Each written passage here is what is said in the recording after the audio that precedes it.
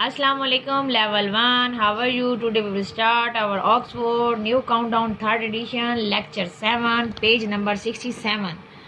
Today our topic is word problem addition. आज हमारा जो टॉपिक है वो है word problem addition. First example जो है वो हमारी डन है. फर्स्ट एग्जांपल को हम स्किप करेंगे.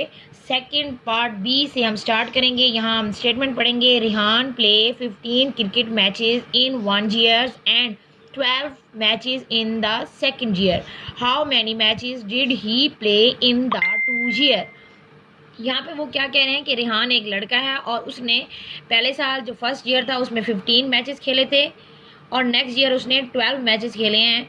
तो वो कह रहे हैं कि टोटल मतलब हाउ मैनी कितने हो गए टोटल 2 years के. तो हम इनको प्लस करेंगे 5 and 2. 5 में 2 प्लस करेंगे 6 and 7 और 1 and 1 2 27 मैचेस. तो यहाँ पे हम मैचेस भी लिखेंगे स्पेलिंग MATCHES. ये हमारा वन जो वर्ड प्रॉब्लम है वो डन हो गया. अब हम पार्ट सी करेंगे.